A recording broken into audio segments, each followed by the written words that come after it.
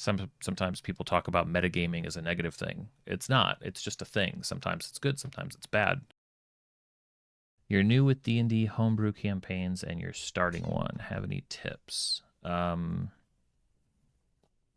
always caution not getting lost in the world building. But it's not really caution about world building. It's caution about anything that distracts from what's that first fun session. Because we can fill our time with so much stuff. I say that sitting here with 300 hours into a into a foam building that I'm making. We can fill our time with lots of stuff as dungeon masters or crafters or um, you know game designers, world builders, storytellers. Be careful with all of that stuff. It's usually world building is what gets talked about, but anything that distracts from you've got 2 or 3 or 4 hours or maybe longer that first session, how can you make it the best that it possibly can with the time that you have to prep? And then after that's done, you can focus on the next session. It's really fun to do world building and it can be really helpful for the game to do world building, but if it doesn't show up at the table, if it doesn't show up, virtual or in person, if it doesn't show up with the group and they don't experience it, it's not that it doesn't matter. It does matter, but in terms of the fun that everybody's having and the enjoyment, especially early on in a campaign, it's probably not that big of a deal.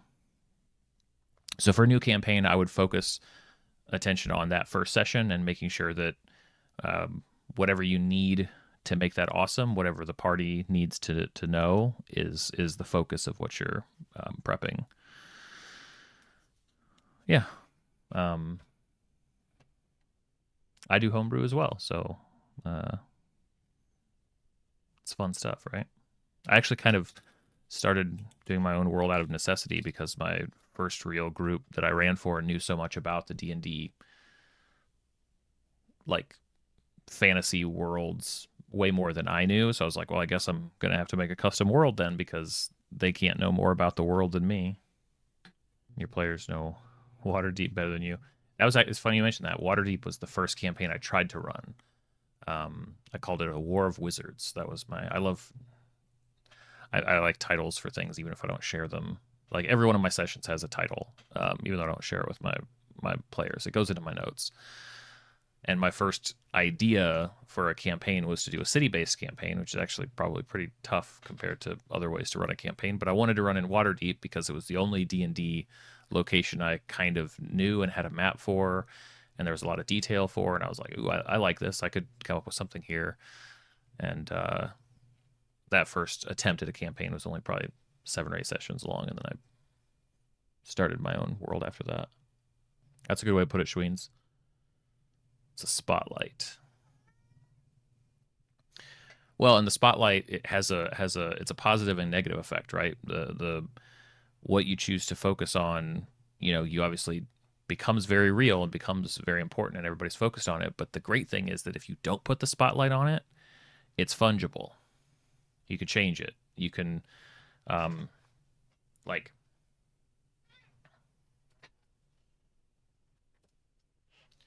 I have great ideas, I think, for this aspect of my world. And then the party engages in a different way or maybe emphasizes something different. And I think, well, I could certainly change and lean into that if I haven't put the spotlight on it yet. It's not even real. It's just in my head. It's just in my notes. I can change all of that. It's only once it actually hits the table that it's real.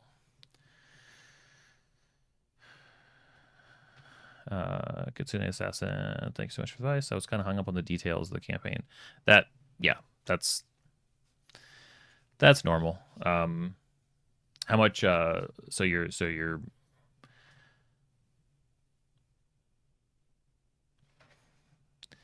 I'm not sure that there's a.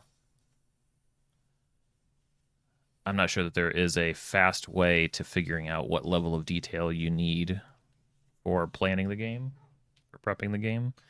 But it's definitely something to pay attention to. What do I prep? What do I plan? How many notes do I build? What do I actually use in the session? And then sort of try to revise that over time. That's all we can do.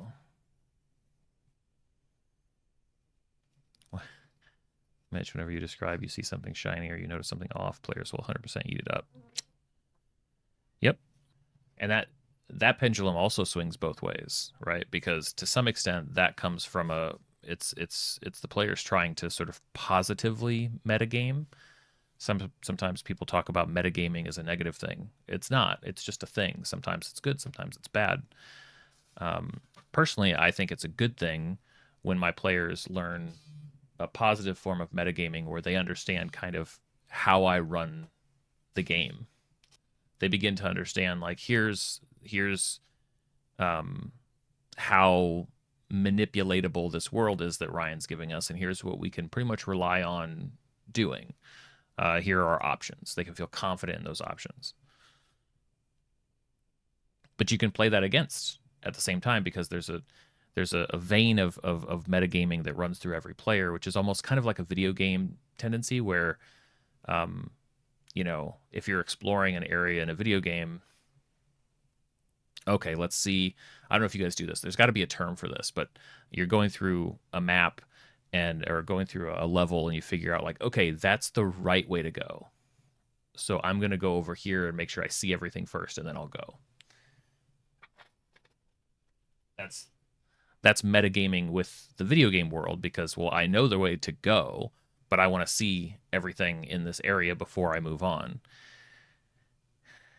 And I think there are some players who apply that thinking to D&D, which can be fine. It's important to recognize if you have players like that. I kind of call them video game thinkers or video game players. That can also work against players sometimes. The world can notice a tendency for players to really gravitate towards certain things and can use that to sort of trick or manipulate them if they want. Yellow paint, yes. Although I will say that it seems like more and more loading screens are becoming fairly invisible. It seems that everybody is striving for a sense of sort of the infinite, right? Blending together all of those kind of prepackaged moments into something that feels a little bit more alive. In theory, that should be a lot easier for us at the table. That's just where you cross that line from prepared content to improvised content. So you could run it so nothing can be missed. They passed it, well, now it's over there. Video games tend to ask you to backtrack to the landmark location. Yeah, because video games, in broad strokes, like we're making a lot of generalizations here, but for the most part, an experience has been designed and put there, and it lives there. And we can move these things all over the place. That does create a bit of tension because I don't know. Are you guys familiar at all with the design, the game design technique called the quantum ogre?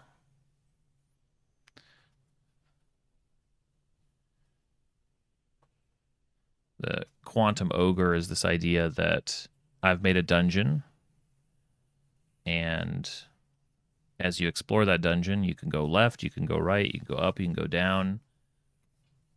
But wherever you go, you're going to run into my ogre. There's an ogre in this dungeon, and he's a quantum ogre teleporting ahead of the players to be wherever they're going to be. I am not a big fan of the quantum ogre, though I understand why it exists and why people do it. It actually makes complete sense. I just think it's probably not the best way to do. It's not the best way to solve that problem.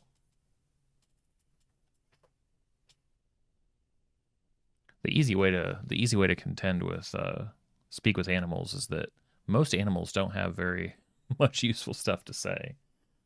I always find that like the miraculous thing is not that a player can speak with animals. The miraculous thing is that they could find the one squirrel that saw the murder. Where's that spell? Forget speak with animals. Speak with the right animal. That's the challenge.